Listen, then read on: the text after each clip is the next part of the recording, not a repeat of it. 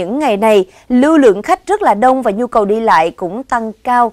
Và các hành khách lựa chọn máy bay cũng không tránh khỏi tình trạng bị lỡ chuyến bay với nhiều lý do như là chậm chuyến do chờ làm thủ tục, quên mang chứng minh nhân dân hay là mua vé qua đại lý có mã đặt chỗ vẫn không được bay.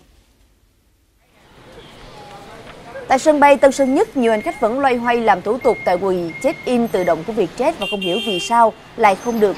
Chỉ khi nhờ nhân viên của hãng hỗ trợ, nhiều hành khách mới biết vé đã bị hủy, không còn chuyến bay đó nữa.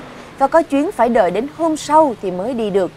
Vì lượng người đến làm thủ tục tại sân bay tăng cao nên một số hành khách bị trễ thời gian khiến cho họ lại bỏ thêm tiền để bay vào chuyến sau. Lý giải nguyên nhân này, nhân viên quầy vé của Vietjet cho biết khá nhiều hành khách không được bay do đặt vé qua đại lý. Đại lý có thể xuất vé lấy mã đặt chỗ trong tình trạng giữ vé và gửi mã vé cho hành khách, nhưng đại lý không thanh toán tiền cho hãng.